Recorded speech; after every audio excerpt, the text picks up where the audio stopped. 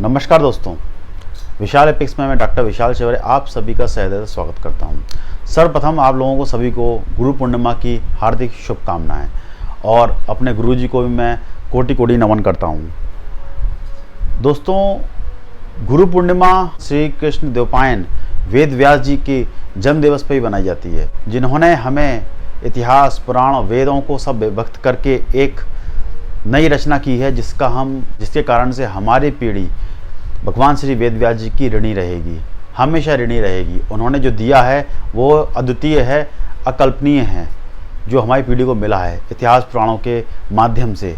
तो ऐसे भगवान श्री वेद व्यास जी को मैं कोटि कोटि नमन करता हूँ।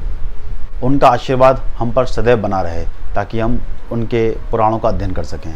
दोस्तों, मैं आज शिव महापुराण के किस प्रकाशन का पढ़ना चाहिए इस विषय में आपको बताऊंगा। दोस्तों, शिव महापुराण की महत्वता इतनी ज़्यादा है कि घर घर में लगभग जहाँ शिव जी को बहुत लोग पूछते हैं, क्योंकि पूरे भारत में शिव जी, भारत से बाहर भी शिव जी का बहुत ज़्यादा लोग शिव जी को मानने वाले हैं, शिव जी को के प्रति आस्था रखने वाले हैं।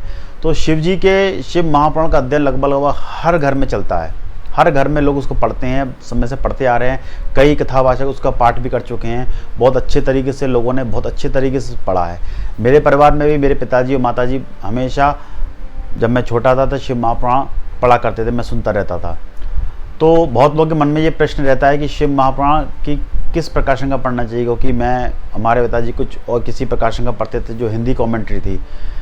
फिर जब हम गुरुजी से मिलना हमारा शुरू हुआ, गुरुजी के संपर्क में हम लोग आए, तब वहाँ पर भी शिव महापुराण के विषय में, उनकी कथाओं के विषय में चर्चा होती रहती थी, जो मैं सुनता रहता था। कई लोग कमेंट करके ये बात पूछते हैं कि आप शिव महापुराण का रिव्यू कीजिए कि हमें किस तरह से किस शिव महापुराण पढ़ना चाहिए, हमें कौन से प्रकाशन का शिव महापुराण पढ़ना चाहिए। ये बहुत लोगों के मन में बहुत सारे प्रश्न हैं और बहुत सारी चीज़ें हैं। तो आज के इस वीडियो में मैं आपको शिव महापुराण कौन से प्रकाशन का पढ़ना चाहिए, कितने प्रकाशन इसको प्रकाशित करते हैं, लगभग जो मुख्य प्रकाशन है, बहुत सारे प्रकाशनों को नहीं बता सकता, लेकिन जो मुख्य प्रकाशन है, जो सबसे ज़्यादा प्रचलित में है, वो आपको मैं आज बताऊंगा। इसके बाद ये वीडियो एक थोड़ा सीरीज़ में चलेगा। आज हम प्रकाशन के बारे में बताएंगे, फिर हम शिव महापुराण के अंदर क्या क्या वर्णित है और किस किस तरह से वर्णन किया गया है उसके विषय में भी आपको बड़े अच्छे तरीके से आने वाले वीडियोस में बताऊंगा। और इसलिए आज हम सिर्फ और सिर्फ शिव महापुराण के विषय में बात करेंगे कि किस प्रकाशन का पढ़ना चाहिए। तो शुरू करते हैं शिव महापुराण के विषय में कि किस प्रकाशन का शिव महापुराण पढ़ना चाहिए। शिव महापुराण के रिव्यू से पहले मैं आपको छोटी सी जो बताना चाहता हूँ कि शिव महापुराण एक संहिताओं में विभक्त किया गया है। कुछ संहिताएं हैं जो शिव महापुराण के लिए कही गई हैं। वो संहिताएं कौन कौन सी हैं और इसमें लगभग श्लोक हैं, लोगों की संख्या 24,672 है।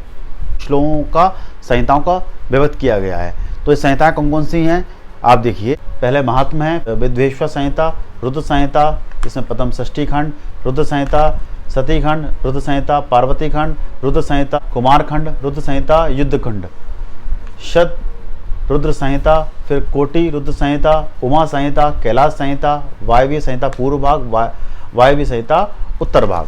इतने में सिर्फ इन संहिताओं में ही शिव महापुराण पूरा समाहित है, जिसके श्लोकों की संख्या 24,672 है। इसके अलावा 3 संहिताएं और मिलती हैं, ज्ञान संहिता, सनत कुमार संहिता और धर्म संहिता। इसके विषय में लेखक ने यानी चौखंबा में ही प्रकाशित हुआ है। वो उन्होंने कहा है कि इसमें वो एशियाई सोसाइटी बंगाल में संग्रहित है, वो उनको एविडेंस मिले, उस आधार पर उन्होंने 3 संहिताएं और निकाल दी। हालांकि धर्म संहिता के कुछ श्लोक जो हैं वायव्य संहिता से मिलते जुलते हैं, तो ये उन्होंने लेखक ने स्पष्ट कर दिया इस बात को, तो आप देख सकते हैं डिस्प्ले। अब दोस्तों बात करते हैं अब हम प्रकाशन की। प्रकाशन में सबसे पहले मैं लेता हूँ गीता प्रेस गोरखपुर का। गीता प्रेस गोरखपुर में 2 तरह से प्रकाशित हैं ये पुराण। पहला एक संक्षिप्त शिव महापुराण मोटर टाइप। इसमें जैसे कि गीता प्रेस ने क्लियर कर दिया कि संक्षिप्त है, यानी शॉर्ट में सारी स्टोरी मिलेंगी, आपको सारी कथाएं मिलेंगी।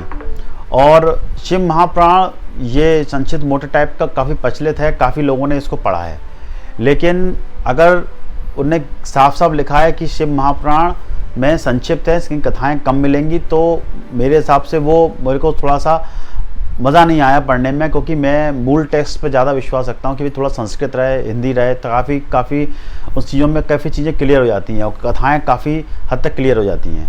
कि ऐसा ही संस्कृत में लिखा है वैसा ही हिंदी में कमेंट्री, वो थोड़ा सही लगता है।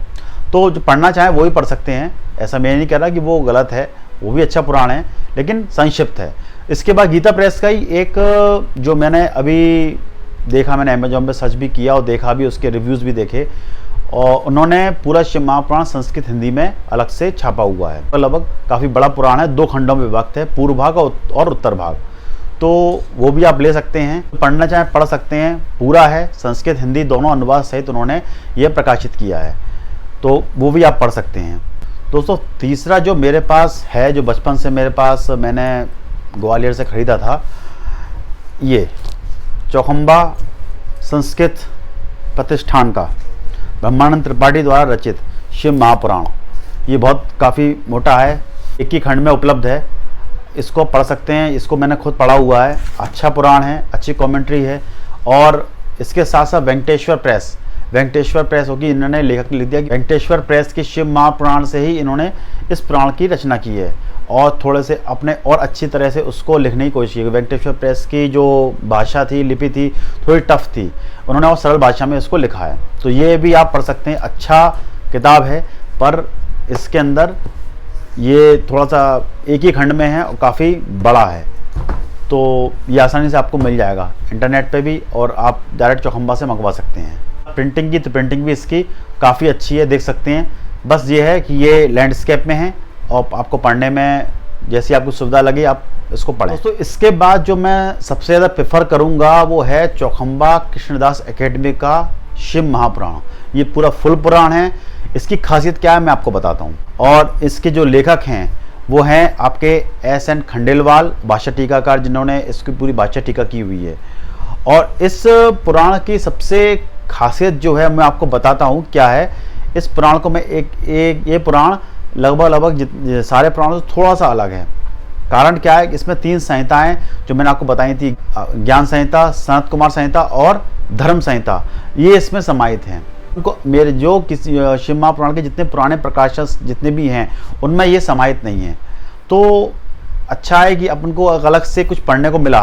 और जैसा कि मैंने बताया कुछ श्लोक मिलते हैं, लेकिन जो एविडेंस के आधार पर इसमें जो मिला जो काफ़ी हद तक अलग है, परंतु ये बहुत कॉस्टली है क्योंकि काफ़ी 5 खंडों में ये विभक्त है। मैं एक खंड आपको दिखा देता हूँ।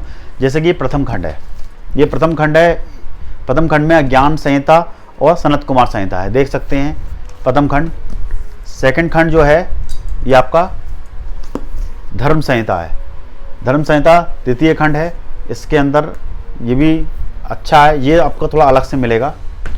इसके बाद ज्ञान संहिता और सनत कुमार संहिता में जो सबसे एक अच्छी चीज़ है कि इनमें सब में जो शिलालेख जो जितने मिले हैं, शिष्य सहित वेद व्यास, ये वेद व्यास जैसे शिष्यों को पढ़ा रहे हैं, इस तरह की जो एविडेंस हैं जो लेखक ने अलग से डाले हैं, ये सभी के लगभग किताबों में डाले हैं। इस तरह के एविडेंस कि जो मूर्तियां मिलती हैं अपन को पुरातत्व विभाग की में, जो उन सब के फोटोग्राफ्स इसमें हैं। अब तृतीय खंड है, इसमें आपका तृतीय खंड में महात्मा है, विश्वेश्वर संहिता एवं रुद्र संहिता है, देख सकते हैं आप लोग। पुराण की प्रस्तावना में ही उन्होंने शालिग्राम शिला रहस्य बताया कि कई शिलाओं के देख सकते हैं फोटोग्राफ्स दिए हुए हैं, जो एविडेंस हैं, बहुत प्राचीन एविडेंस हैं जो मंदिरों से मिले हैं। वो आपको इस पूरे की गणेश जी के, शिव जी के, काली के, विष्णु जी के सबके जो चिन्ह हैं वो मिले हुए हैं, उनके फोटोग्राफ्स में दिए हुए हैं। ये एक बहुत बड़ी बात है जो शायद लेखक ने बहुत अच्छी तरह से इसकी रिसर्च की है। तो काफ़ी हद तक इसमें बहुत कुछ आपको एविडेंस के रूप में मिलता है। इसके बाद आपका आता है शिव महापुराण चतुर्थ खंड में। आपका ये चतुर्थ खंड है। चतुर्थ खंड में आपने शतरुद्र संहिता और रुद्रकोटि संहिता, इसके बाद उमा संहिता, ये देखिए, ये देख सकते हैं। ये इस खंड में पूरी कथाएं आपको मिलेंगी। प्रिंटिंग मटेरियल देखा जाए तो बहुत अच्छा है, कोई दिक्कत नहीं है इसमें। इसके बाद इसका अंतिम भाग आता है ये 5वां खंड। 5वां खंड में आपका कैलाश संहिता एवं वायव्य संहिता, इसका पूर्व भाग और उत्तर भाग दोनों इसमें मिलेंगे। चौखंबा की इस प्रकाशन में फोटो एविडेंस बहुत अच्छे से दिए हुए हैं। ये सारे के सारे अपने प्राचीनतम इतिहास को बताते हैं।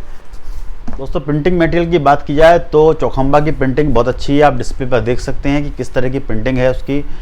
और इनकी बाकी प्रिंटिंग भी आपको अच्छी तरह से अवेलेबल है। तो प्रिंटिंग में कोई मिस्टेक नहीं है, प्रिंटिंग बहुत अच्छी है, सबकी गलतियां कम से कम हैं इसमें।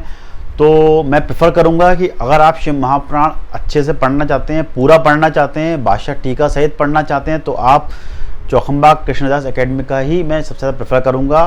और अगर आपको लैंडस्केप में पढ़ना है उस तरह कथा की तरह एक, तो फिर आप चौखंबा संस्कृत प्रतिष्ठान में जाएं। फिर भी अगर लोग संक्षिप्त पढ़ना चाहते हैं, सिर्फ कथा पढ़नी है हमको, तो वो संक्षिप्त मोटर टाइप जो गीता प्रेस का आता है वो पढ़ ले सकते हैं। तो ये है आपका शिव महापुराण का एक किस प्रकाशन का पढ़ना चाहिए। तो दोस्तों इसी के साथ मैं वीडियो को विराम देता हूँ, और आने वाले वीडियोस में मैं इनमें कथाओं का एक रिव्यू जरूर करूँगा, छोटे छोटे इंडेक्स बता करके आपको बताऊँगा। तो दोस्तों आने वाले वीडियो का इंतज़ार कीजिए, और पुनः गुरु पूर्णिमा को मैं आप सभी को शुभकामनाएं देता हूँ। जय गुरुदेव।